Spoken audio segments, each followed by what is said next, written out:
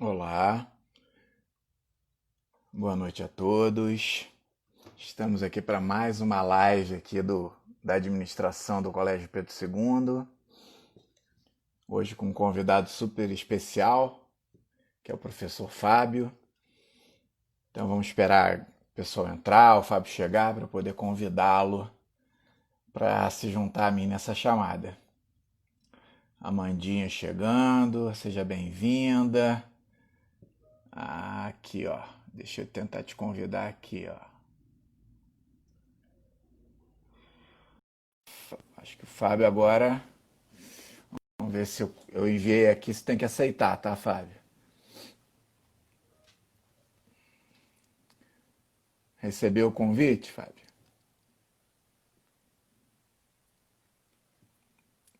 Só esperando aqui o Fábio chegar, aceitar aqui para ele entrar ao vivo comigo. Boa noite, Rafa. Seja bem-vindo. Vamos ver se a gente faz aqui. Ué, deixa eu tentar novamente aqui, ó. Pronto, deixa eu atender aqui, ó. Pá. Vamos lá. Ah, olha ele lá. Tudo bem? Como, como é que você tá, Fábio? Seja bem-vindo.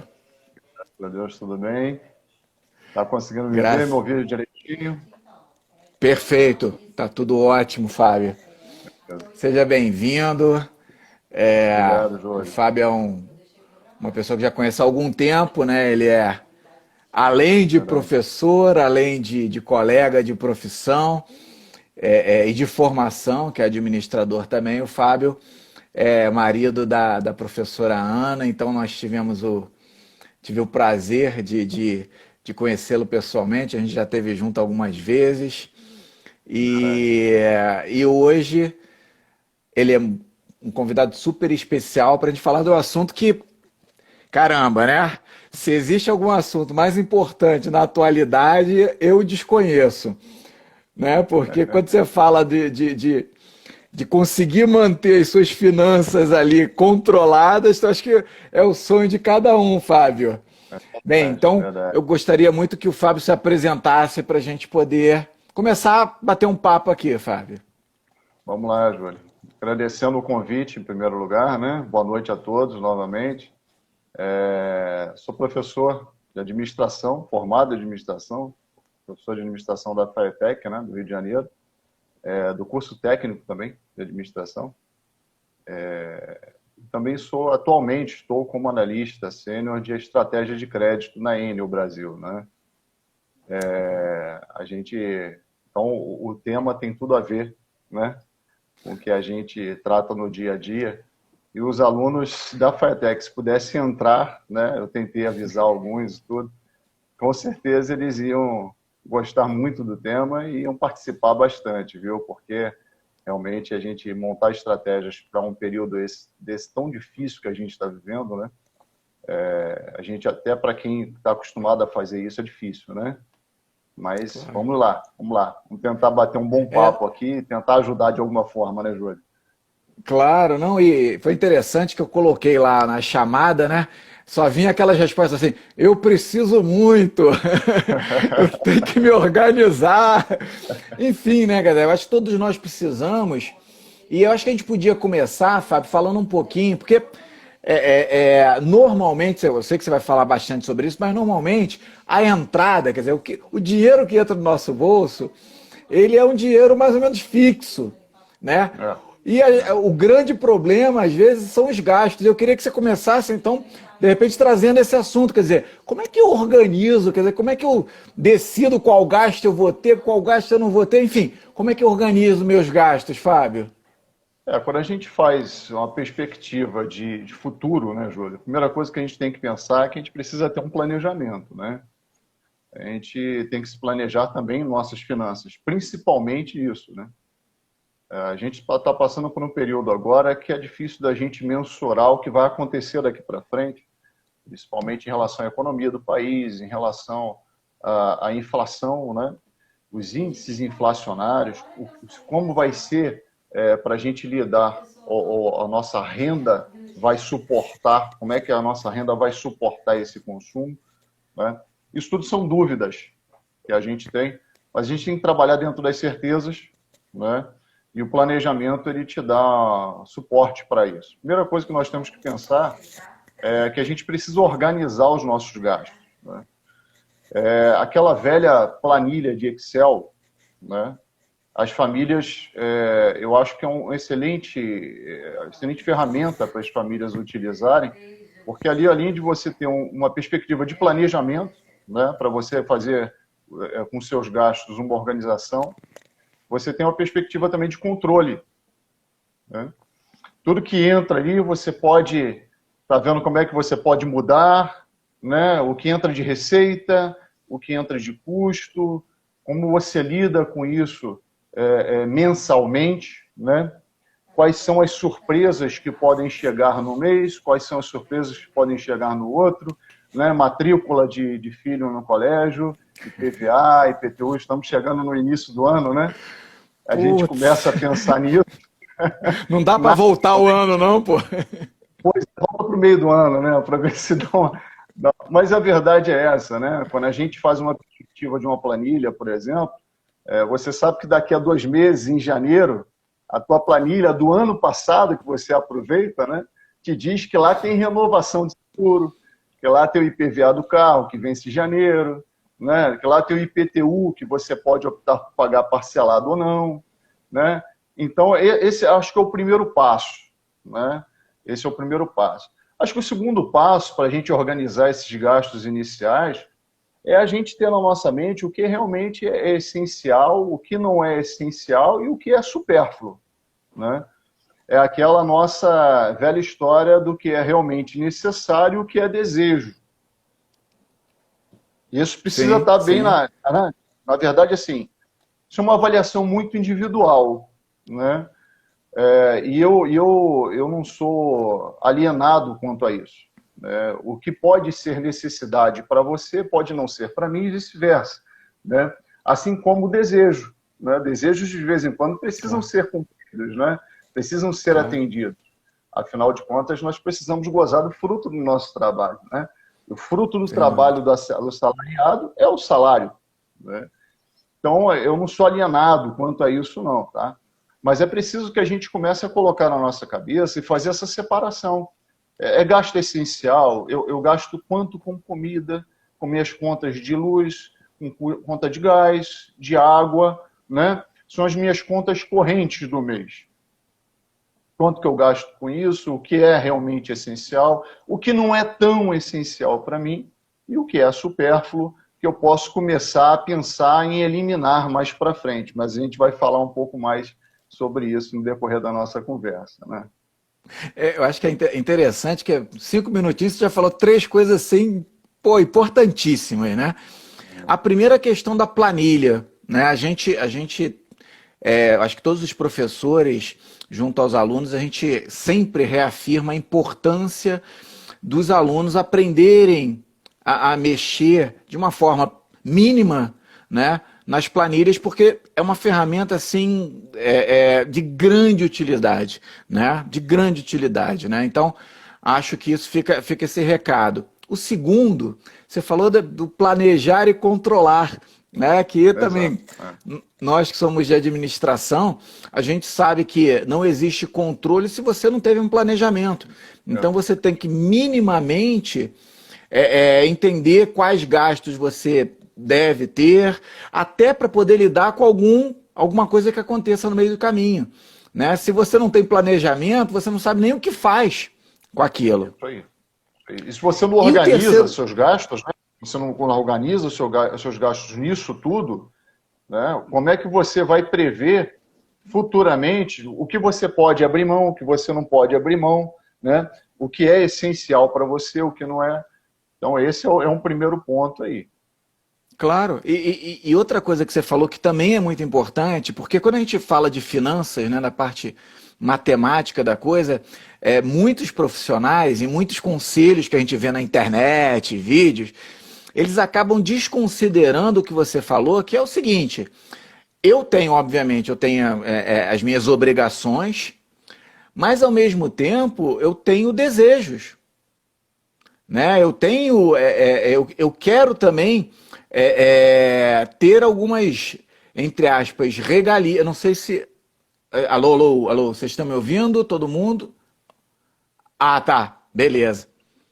Eu estava falando, Fábio, dessa questão do desejo versus necessidade, né? Uhum. É porque a maior parte dos vídeos que eu assisto sobre o tema falam muito de necessidades, né? Todos nós temos que comer, tem que ter a energia elétrica e tal, mas somos seres humanos, né? E a gente não pode viver só por necessidade, né? Claro que quando a coisa aperta, a gente tem que restringir os desejos, mas eu tenho um desejo de sair lá com minha família, tomar um sorvete, fazer uma viagem. Então,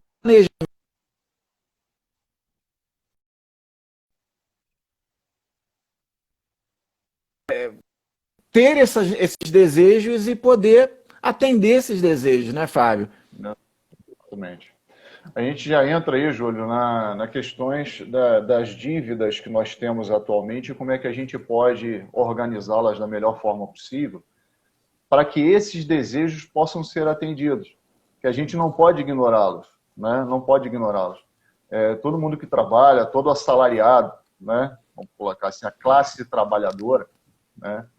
Ela precisa dessa satisfação de poder usar os seus recursos também em coisas agradáveis, né?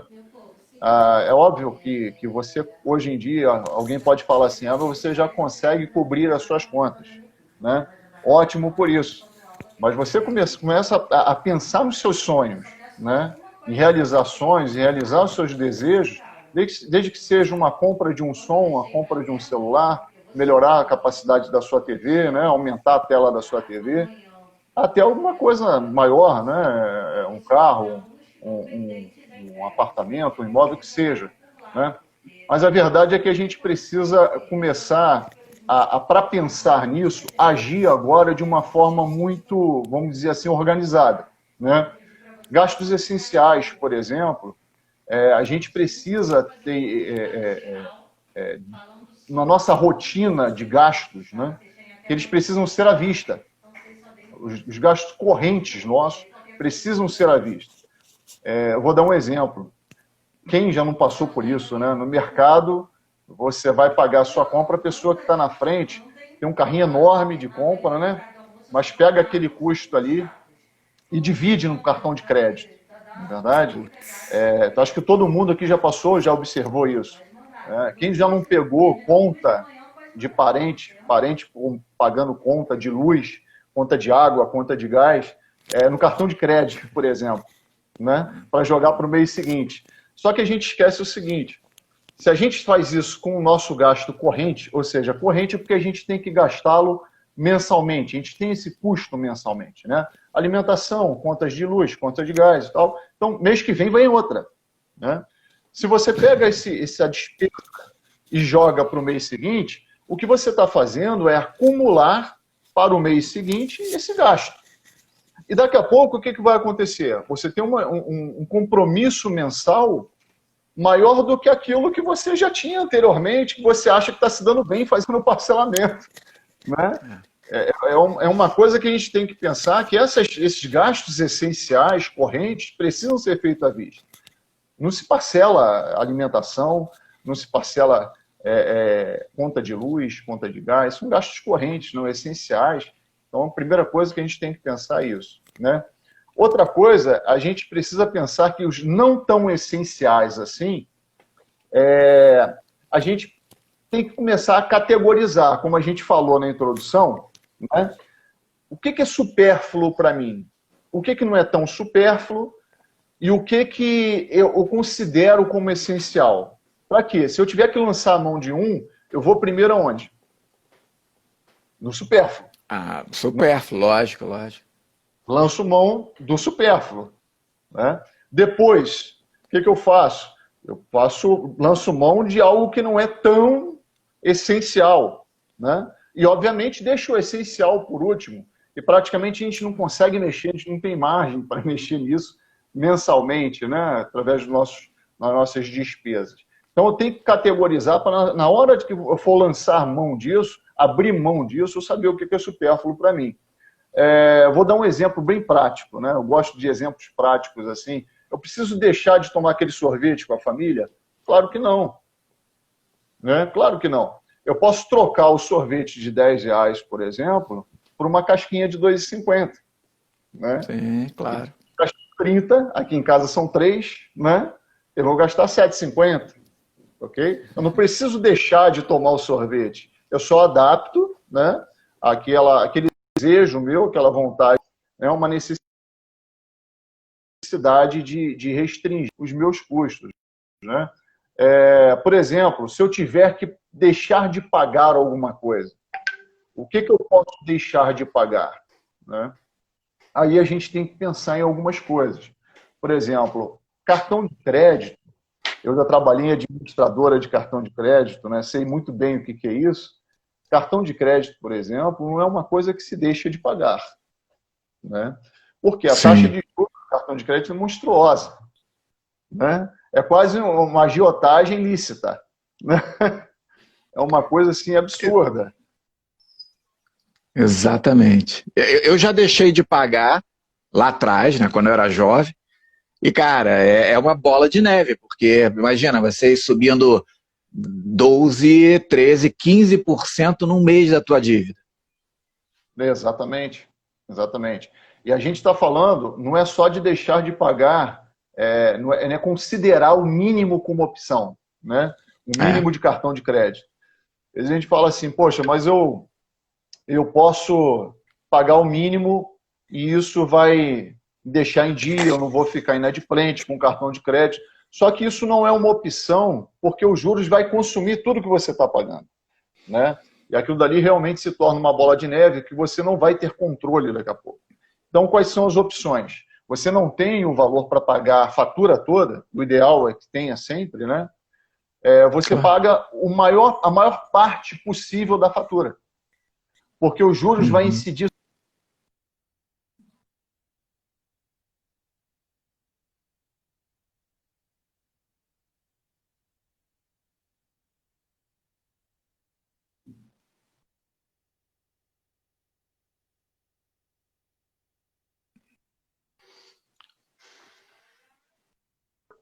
E faz um acordo, faz um parcelamento, né, em que você consiga pagar uma parcela mensal, bloqueia o cartão por enquanto, deixa o cartão de lado, até você se livrar daquela dívida. Né? Uma outra opção, Júlio, seria trocar as dívidas mais caras por dívidas mais baratas. Isso. Né? Situação atual, né, de dívidas atuais, como lidarmos com dívidas atuais. Então, eu tenho uma dívida no cartão de crédito, eu tenho uma dívida no cheque especial, né, que média de juros no Brasil em torno de 10%. Vai? Tem uns que giram para mais, para menos, mas é mais ou menos isso. Você tem acesso a um consignado, né, com uma taxa de juros de 1,5%. Pega um consignado, quita essas duas dívidas, né, e fica só com o consignado. Você vai pagar uma parcela menor e com uma taxa de juros muito menor. Né? Isso, na verdade, de coisas práticas, né? Bem simples. Então, são coisas que nós podemos fazer, estão ao nosso alcance.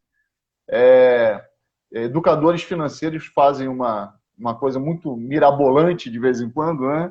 Mas são coisas práticas, assim, simples, que, na verdade, fazem efeito quando a gente quer organizar as nossas dívidas, quando a gente quer, vamos dizer assim, pensar estrategicamente para a gente conseguir levar a nossa vida bem financeiramente para o futuro. Né? 2021 é uma tremenda incógnita. A gente pode agir dessa forma. Me diz uma coisa, Fábio, que você acabou de definir para a gente aí uma dívida barata e uma dívida cara. Né? Dá uma ampliada na nossa mente. O que é uma dívida? Como é que eu sei? Como é que eu avalio se uma dívida é mais barata ou mais cara? Né? Porque eu, pelo menos, percebo, muitas vezes, que a maior parte da população ela quer resolver o problema. E, muitas vezes, para resolver o problema, ela acaba escutando o gerente do banco, só o gerente, que nem sempre quer resolver o teu problema. Muitas vezes ele quer resolver o problema do banco. Né? Então, como é que eu avalio isso, Fábio? Então, alguns alunos meus, né, a gente estudando juros, eu falo para eles o seguinte: olha só, quando vocês forem fazer alguma compra parcelada, principalmente de automóveis, né, levem HP, né, levem HP. Eles aprenderam a usar HP e não querem saber de outra coisa, né? Porque quando a gente começa a estudar juros e como funcionam os juros aqui no Brasil, a gente se espanta muito com o que a gente paga de juros, né? E pagar juros, na verdade, é você pegar a sua renda e jogar no lixo, jogar fora, né? É você deixar a sua renda descer pelo ralo. Juros.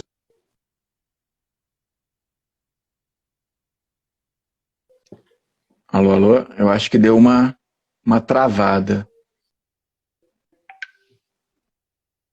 Vocês estão me ouvindo, gente? Ou nem a mim vocês estão ouvindo? Que eu parei de ouvir o Fábio. Oi, Fábio? Fábio? Oi, Júlio. Tá Oi, conseguindo oi. ouvir? Eu acho que deu uma travadinha aqui. Dá uma voltadinha aí. Você estava falando da HP. Aí, pelo menos para mim, deu. Vamos lá. Ah, é. A Elizabeth falou também que travou. Você dá Ok, uma então vamos recuperada lá. nessa sua fala, por favor? Sim, vamos voltar lá. Os alunos se maravilham com o uso da HP, né? Porque a HP ela te permite fazer muito rápido o cálculo de juros, né? O cálculo de quanto você está pagando, por exemplo. Quando você vai fazer um financiamento de um carro, o vendedor chega lá na tua frente, faz o cálculo da prestação do carro, né? E aquilo dali nunca bate, né? Você pega uma calculadora comum, você pega aquela soma, multiplica aquelas prestações e você chega num montante absurdo, né? Com a HP você consegue fazer ali o cálculo diante dele e você mostra para ele, ó, não está batendo. Matemática é uma coisa exata e deve bater, né? Você está me passando uma taxa, está me passando uma quantidade de parcelas, né? Eu estou achando aqui uma parcela R$ 100 menor do que você está me passando. E você acaba encostando o cara contra a parede, porque ali por dentro existem taxas, né? Isso. Que na verdade são distribuídas entre as concessionárias, entre as agências, pelas instituições financeiras, né? Então você evita pagar isso fazendo esse controle. Mas dívida cara para a gente, aqui no Brasil pelo menos, é principalmente cheque especial e cartão de crédito. São as dívidas em que os bancos, os credores, cobram taxas de juros, às vezes consideradas até taxas próximas de agiotagem, né?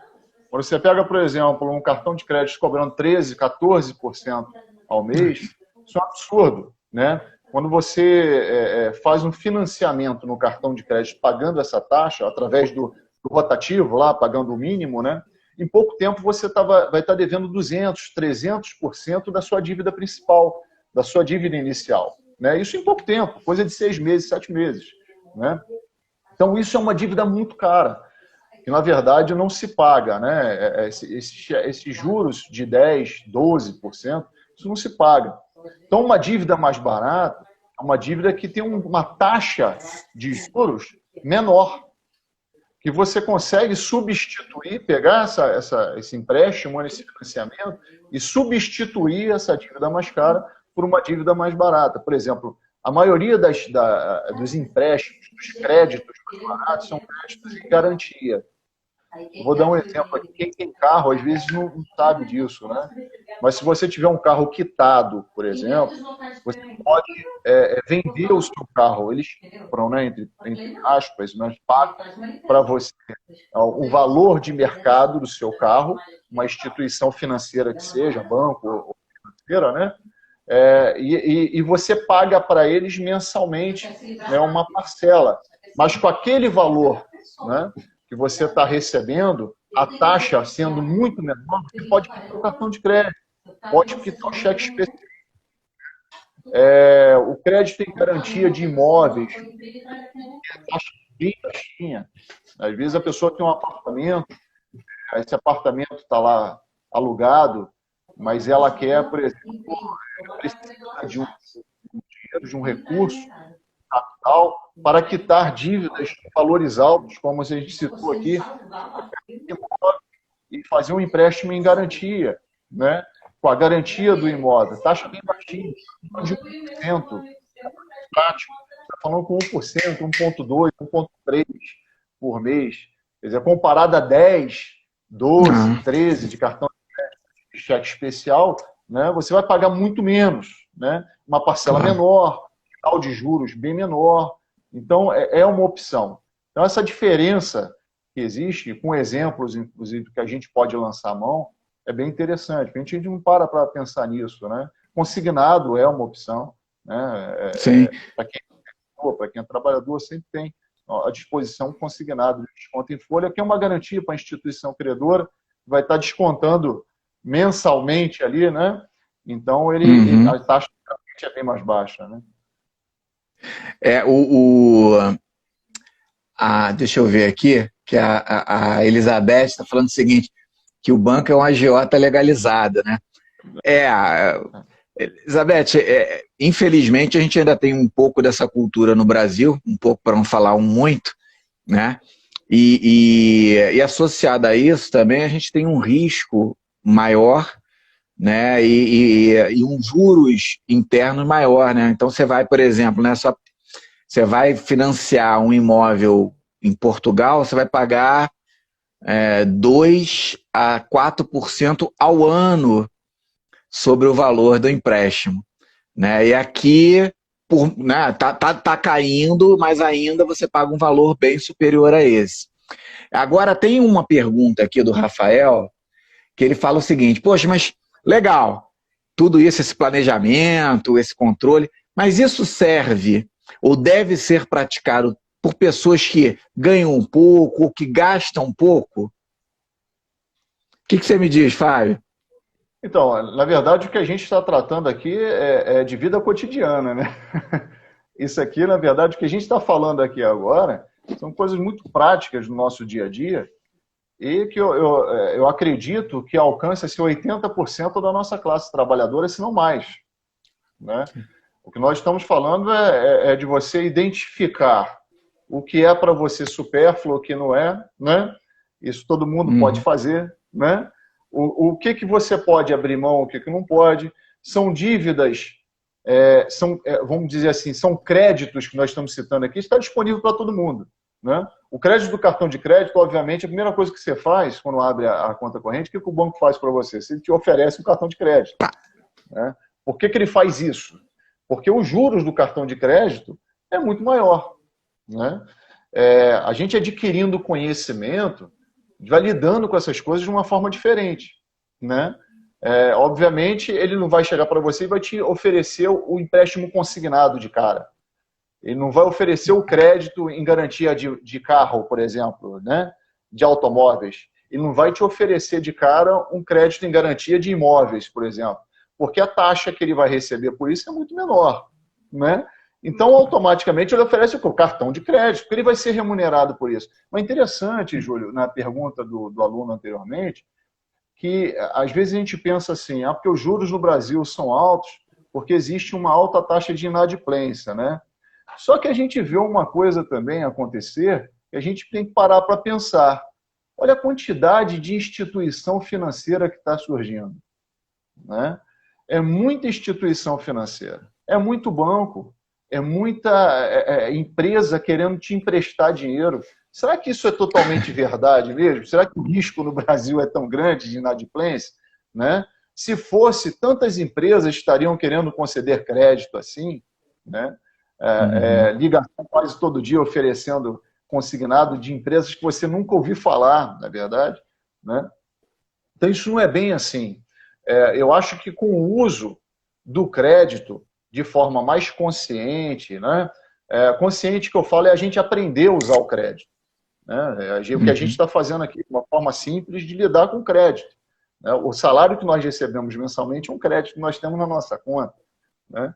A gente Sim. aprender a lidar com isso de forma mais simples, de forma mais, vamos dizer assim, planejada e controlada, vai fazer com que a gente lance menos mão do crédito caro, use menos, ou quando usar de forma consciente esse cartão de crédito, esse cheque especial, esses empréstimos aí que oferecem empréstimo pessoal de 5, 6%. Gente, isso é um absurdo, né? 5, Absurdo. 6% você vai pagar 3, 4 vezes o valor que você está pegando emprestado, né?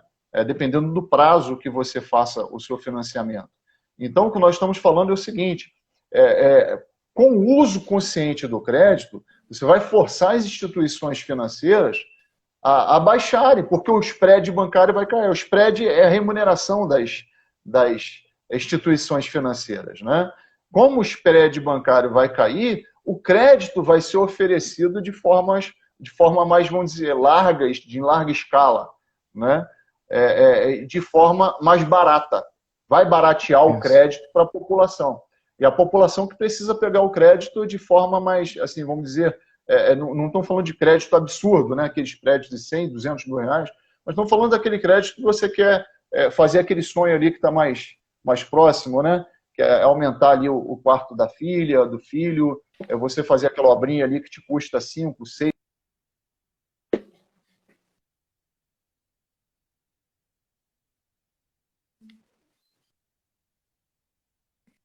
Alô, alô? Alô, Fábio?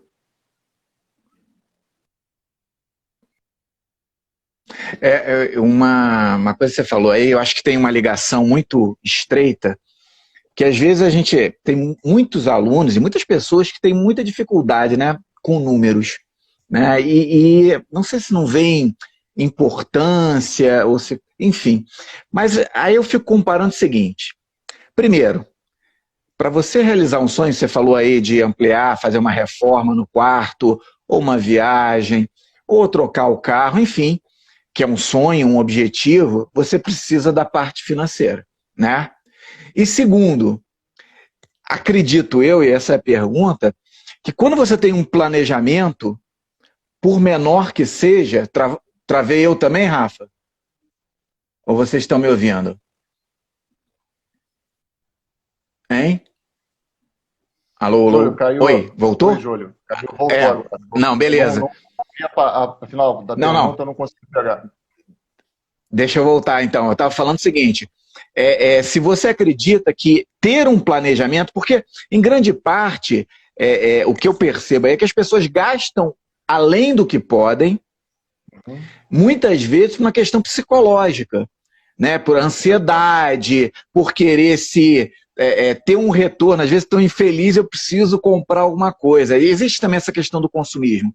O planejamento ajuda, de certa forma, a controlar essa ansiedade, Fábio, porque eu fico imaginando o seguinte, se eu tenho um plano, se eu tá tudo no papel, na hora que eu vou gastar, aquilo deve doer mais, né, do que se eu não tiver nada e achar que vale, né?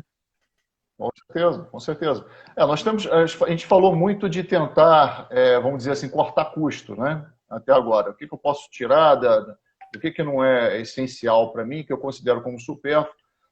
Uma das formas de você também conseguir atingir seus objetivos, seus sonhos, é justamente você aumentar a sua receita, né?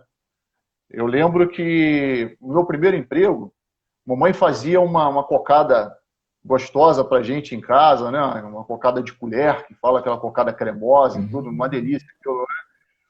E uma vez eu levei para ele comer no emprego, né? No trabalho. E aí tinha uma colega lá que falou, nossa, uma cocada bonita, dá um pedacinho dela, ela me deu um pedaço para ela. Menino, você tem que trazer para cá para a gente vender isso aqui, você precisa vender isso aqui, você vai vender que não sei o quê. Eu falei, será?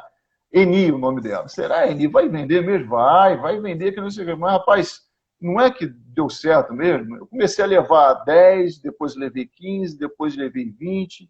Eu terminei por 30, que tadinha da mamãe, eu não conseguia produzir mais, né? Acho que ninguém tinha que produzir mais. Mas era 30 por dia, vendia tipo R$ 1 cada um, mas era R$ 30 por dia a mais, né? A verdade é essa. Claro. Tirando o custo ali, ficava com uns R$ 15 por dia ali. Então, é uma coisa interessante se fazer. Você tentar encontrar formas de aumentar a tua renda, né? Para que você possa chegar ao objetivo. A questão do consumismo, ela está muito ligada também ao imediatismo, né?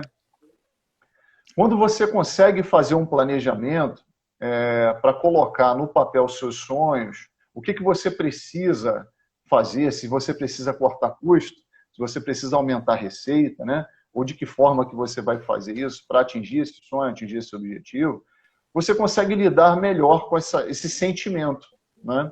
Que brota dentro de todos nós, né? Mas ele precisa ser controlado.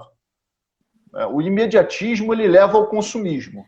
Imediatismo é você querer ter as coisas que você poderia ter daqui a 3, 4, 5, 6 meses, um ano, você querer ter agora, né? Só que você paga caro por isso, não é verdade? Quando você não leva em consideração um planejamento financeiro para atingir seus objetivos, você paga mais caro por isso. Portanto, que você dilui ele no longo prazo, né? Você tem uma perspectiva de adquirir maiores receitas, de cortar um custo para que você possa ter uma capacidade de reserva maior, né? Costumo falar que receita menos despesa é igual a poupança, né? Uhum. Se você tem uma receita...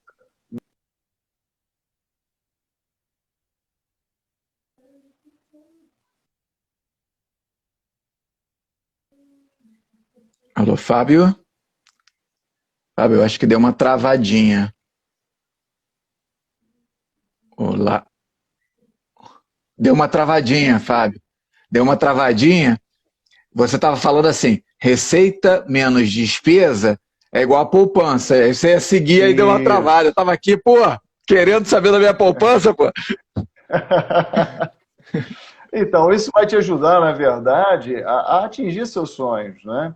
Se você consegue hoje fazer uma reserva pensando no futuro, na aquisição de um sonho futuro, você chega lá com um recurso muito maior, né?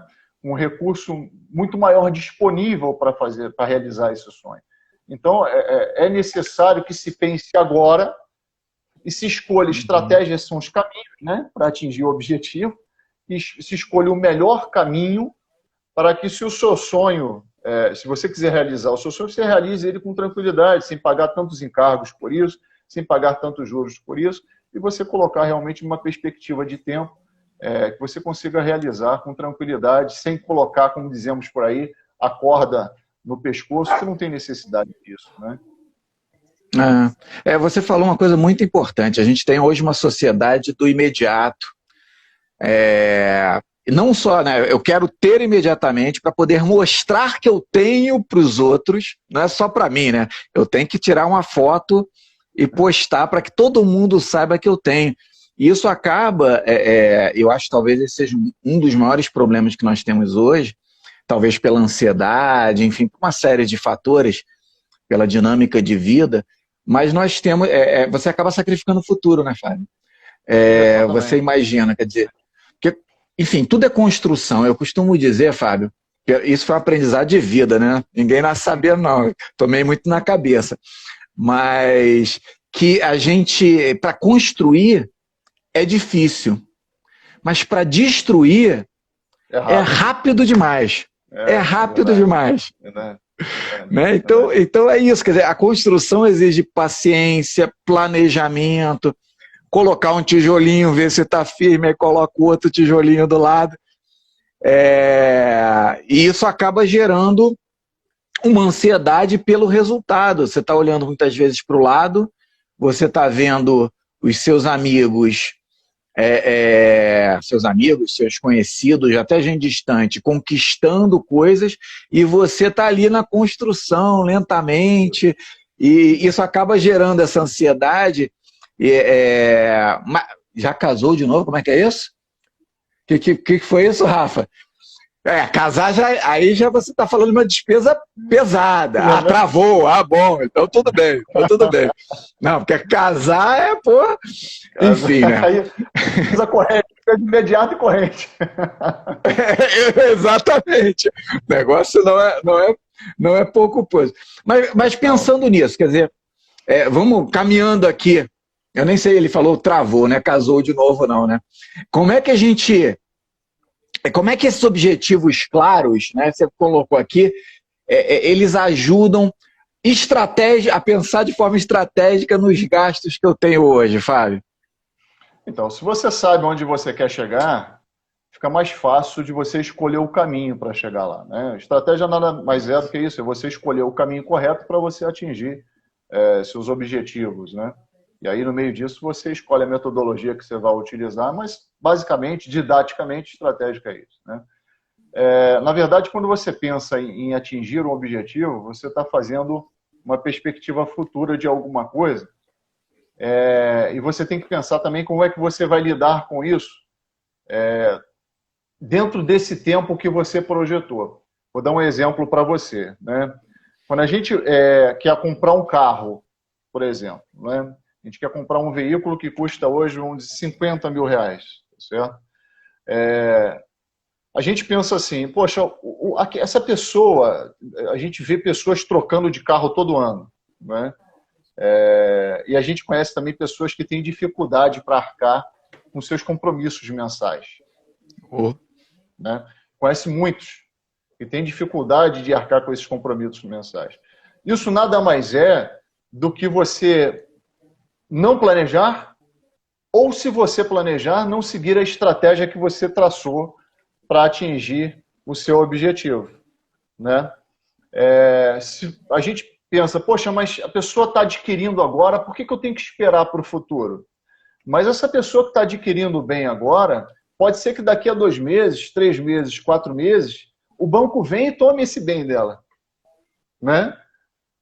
Por causa da inadimplência, porque ela não consegue cumprir com os compromissos que ela assumiu agora por uma questão de imediatismo, por uma questão de ignorar planejamento, por uma questão de ignorar controle das suas finanças pessoais, né? E aí, o que adianta? Né? É um sonho que vai, dura algum tempo, né? Que vem, dura algum tempo e já vai. Né? Se você quer construir alguma coisa concreta, você precisa começar a colocar essas metas, esses objetivos para o futuro e começar a trabalhar a sua vida hoje, né? E aí a gente fala sobre dívidas futuras, para a gente tentar ser mais consciente possível na aquisição dessas dívidas. Tentar fatiar, pelo menos, elas, né? Privilegiar os gastos que são essenciais, né? Deixar os sonhos, colocar aqui do lado numa outra fatia, para eu colocar a minha renda ali aos pouquinhos também, fazendo aquele bolo, né? Essa fatia e formando um bolo, para lá na frente eu poder consumir, né? Então eu acho que é isso, eu acho que você ter na sua mente clara os objetivos que você quer atingir e você fatiar a sua renda hoje, as suas despesas, os seus custos, de forma que você consiga cumprir esse planejamento lá no futuro, cumprir a aquisição desse sonho, né, que tanto se almeja. É difícil a gente fazer planejamentos para o futuro, principalmente de longo prazo, porque a gente está vivendo num tempo difícil, a gente não sabe o que vai acontecer, né? A gente pensa, quando pensa em a classe trabalhadora, por exemplo, a gente não pensa em reajuste salarial, né? Vai haver reajuste salarial pelos próximos anos.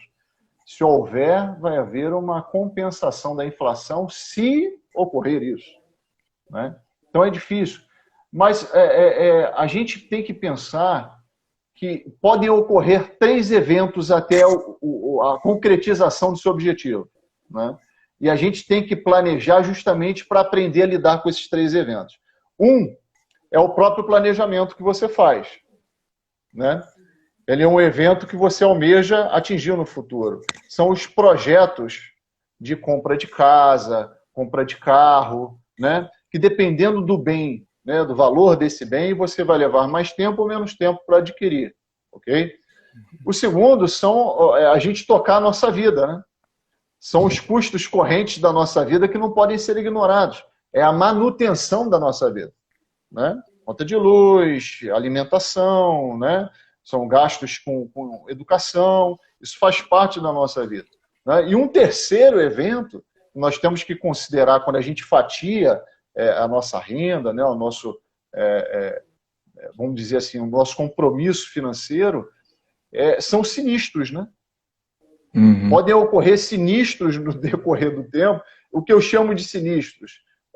Seu telhado quebrou, né? O telhado da sua casa precisa de uma reforma porque está chovendo dentro da tua casa, você não vai deixar seus móveis estragarem, né? Aquela quebra mecânica do teu carro, que não é uma coisa simples, são coisas caras. Quebrou uma geladeira, queimou uma geladeira, você não consegue viver sem geladeira, né? São os sinistros da vida que, na verdade, vão acontecer, né? Além do planejamento que nós precisamos colocar ali a fatia, além da manutenção de vida, e os sinistros vão acontecer. Quem sai melhor desses três é quem faz um planejamento consistente financeiro da sua vida, né? Quem consegue realmente colocar um planejamento e faz um controle mensal, né? Por isso que a gente falou inicialmente de se usar a planilha, porque é alguma coisa popular, todo mundo tem acesso, quem não tem acesso ao Excel tem ao Libre, né? Que é o Livre, é gratuito, está disponível para todo mundo. Então, quem faz um planejamento financeiro, na verdade, está pronto para lidar com essas situações que surgem, né? E vão sair delas de uma melhor forma possível. Quem não faz esse planejamento financeiro chega a essas situações, principalmente do sinistro, né, que é algo que você não espera, e aí o que ele faz? Ele recorre ao mercado financeiro. E paga caro por isso, né? Eu acho que o Fábio deu uma travadinha aqui, até aproveitando a travada, na verdade tem a lei de Murphy, né? Que diz que se alguma coisa ruim pode acontecer, vai acontecer. Então, a gente não pode... Ô Fábio, eu aproveitei que deu uma travadinha aqui. Agora Fábio. É que deu uma travadinha aqui, aí eu falei a lei de Murphy, né? Aproveitando a sua fala, a lei de Murphy diz que se alguma coisa ruim pode acontecer, ela vai acontecer. Então, acredite... Foi agora, tem menos de um mês o meu carro que fica parado, imagina, né? A gente está aqui na pandemia, eu nem tenho descido para o Rio, e eu fui ligar o carro tinha ligado na noite anterior, liguei, não ligou. Simples assim, era coisa simples, graças a Deus foi uma coisa razoavelmente simples, mas imagina, eu simplesmente fui ligar uma coisa que ligou no dia anterior e não ligou, eu tive que ter um gasto aí. Eu queria fazer um link aqui com a pergunta da Aline, Fábio. Eu, contando um pouquinho, em cima do que você falou, um pouquinho do que estava acontecendo comigo. Há 3 anos e pouco atrás, eu era funcionário do setor privado, tinha um salário de X, né? Fui chamado, fiz a prova e fui convocado, e foi uma decisão difícil, porque a minha receita, que era X, veio para meio X, quer dizer, a metade do que eu ganhava. E toda a estrutura de custos que eu tinha, eu tive que repensar e fazer um planejamento, aí tocando nesse ponto, um planejamento de longo prazo, né? Porque no mínimo demoraria 3 anos até eu voltar a ter um poder de compra semelhante a que eu tinha. E aí eu toco na pergunta da professora Aline. Hoje, né? Não estou dizendo que agora estou com dinheiro não, porque eu acho que ninguém está com dinheiro nesse país. Mas, nenhum trabalhador, né? Nenhum trabalhador, né? Mas hoje, vamos dizer que sobra ali um dinheirinho mensal na minha conta. A Aline pergunta assim, beleza, sobrou um dinheirinho, eu fiz uma economia, onde é que eu aplico isso? A poupança hoje não dá praticamente nada, né? Existe alguma alternativa para eu ganhar um pouquinho mais? Oi, Júlio. Tem sim, Júlio.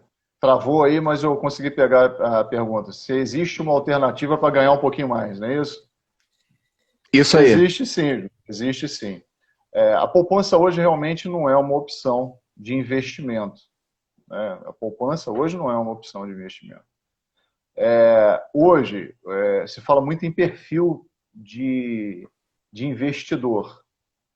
Dependendo do seu perfil de investidor, e eu creio que seja assim, né? Uma das opções é a Bolsa de Valores, né? Antigamente era algo inatingível para a classe trabalhadora, mas hoje a partir de R$100 você consegue fazer uma aplicação na Bolsa.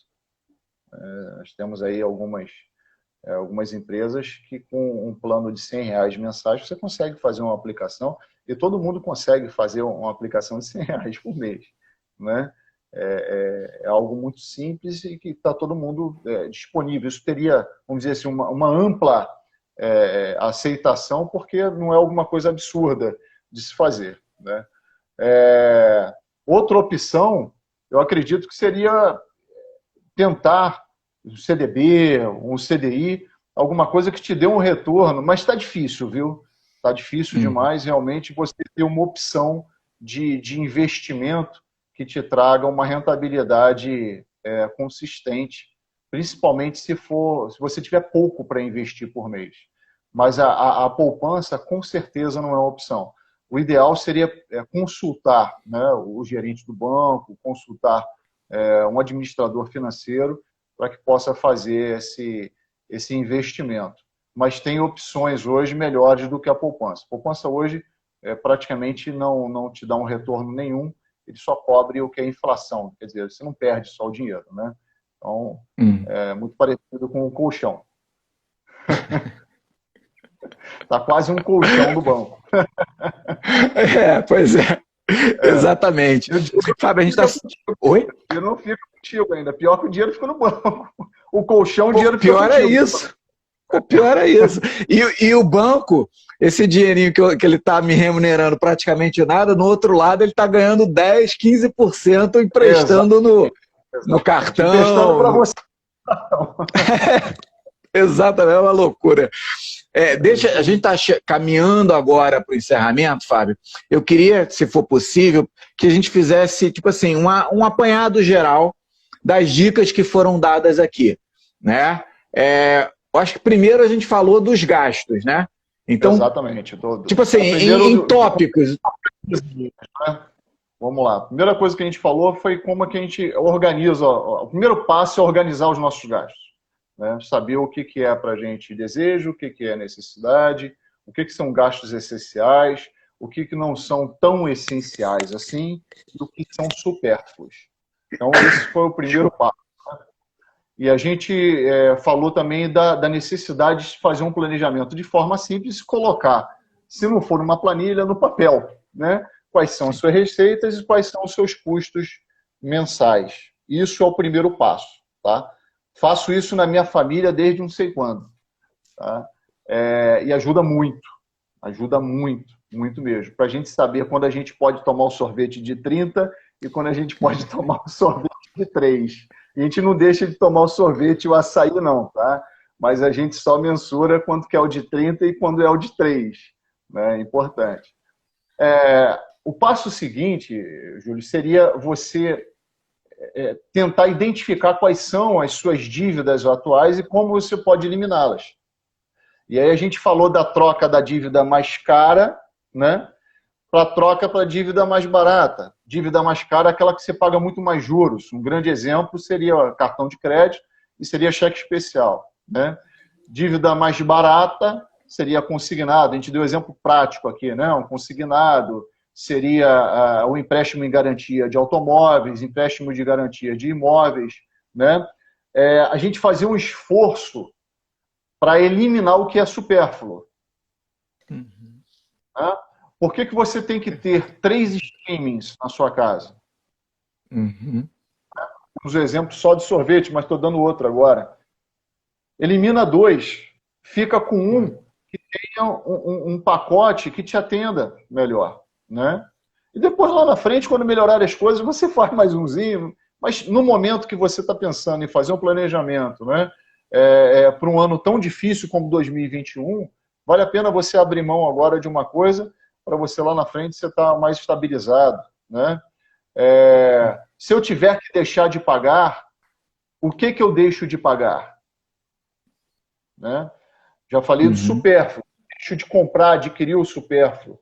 Mas se eu tiver que deixar de pagar, o que eu deixo de pagar? Eu falei que o cartão de crédito não seria uma opção. Né? O cartão de crédito você deixa de pagar, você vai pagar o triplo, o quíntuplo em meses. Né? Então, o cartão de crédito, se você tem problema, você vai e negocia no banco. Você não fica pagando o mínimo, você não fica pagando o cartão de crédito por longo prazo, parcialmente. O cartão de crédito foi feito para você adquirir aquelas compras ali e pagar o que te cobra o rotativo, que eles chamam de rotativo, né? Que é o total da fatura. Né? Então, essa forma de organizar as dívidas atuais vai te ajudar a chegar no futuro, né? A pensar no futuro. E aí, como que eu organizo as dívidas futuras? Posso fazer? Claro, muitas das vezes você vai ter que lançar mão, né, de crédito. Mas como que eu faço isso? Faço de forma consciente. Eu não trabalho em favor das instituições financeiras, mas eu trabalho em favor de mim mesmo, né? E com isso, se cada um fizer isso, né, nós vamos estar forçando de forma conjunta, vamos dizer assim, da nossa sociedade, às instituições financeiras baixarem os juros. E esse crédito vai ficar disponível de forma mais barata para todos nós, né? Então, eu acho que é isso, é você planejar, né, da forma que a gente falou, organizar os seus gastos, dividir suas dívidas atuais entre o que você pode eliminar, o que não pode eliminar, né, e de que forma que você pode fazer isso, e pensar em dívidas futuras de forma consciente, para você não pegar o crédito agora. E se você pode esperar para adquirir um sonho, né, daqui a um ano, de forma mais consistente e concreta, faça isso. Não se dobre ao imediatismo, né? O imediatismo cobra caro por isso. Legal. A Elizabeth está perguntando aqui, Fábio, qual o nome mesmo desse Office gratuito? É o Libre Calculator. Libre. Legal, legal. E o Rafa também está perguntando aqui. Primeiro aqui, está perguntando aqui se a Penha aqui se fala se é melhor usar débito do que crédito e, tipo assim, se investe 100 e volta quanto? Ô, Rafa, olha só, Bolsa de Valores é um investimento variável, né? Então, não é garantido voltar nem mais, você pode inclusive perder, tá? Então, só para você saber que você tem opções de renda fixa, um tesouro direto, por exemplo, né, que dão um pouquinho melhor do que a poupança, e a Bolsa de Valores é variável. Então, para quem tem um perfil, como disse o Fábio, quem tem perfil mais agressivo, né, que é investir mais para conseguir ganhar um pouquinho mais. Mas, então, vamos só responder, Fábio. Opa, diga. Mais né? Que você consegue fazer através de uma orientação de um administrador financeiro, de um investidor financeiro, você consegue fazer alguma coisa mais conservador, que não te leve tanto a um risco. Depende muito do que você quer ganhar também, né? Se a pessoa quer investir e ganhar 150, você vai elevar o seu risco, você pode perder tudo, né? Mas se você for mais conservador, você consegue fazer um mix legal. Eu sempre eu sempre arrisquei muito, já perdi bastante dinheiro também. Então, nesse momento, né, 2020, 2021, talvez o melhor seja ser um pouquinho mais conservador, né, para você estar inteiro, não perder muito nesse momento, porque eu acho que quem perder menos agora se posiciona melhor para o próximo ano, acredito eu. É isso. É pensar nos seus custos, que é uma forma de gerar também receita, né? Sobra. Exatamente. Fábio, vou te agradecer muito, né, todas as suas dicas, a sua presença aqui, foi super útil, enfim, para mim foi extremamente útil, imagino para o pessoal que está acompanhando. E aí a gente tem um minutinho para você se despedir dos nossos ouvintes. Isso aí é chique, né? Nossos ouvintes. Legal, gente. Muito obrigado pela.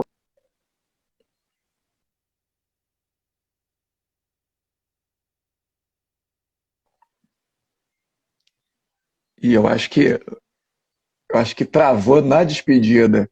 Vamos ver se ele volta ainda. Fábio. Fábio, volta a sua despedida aí que travou.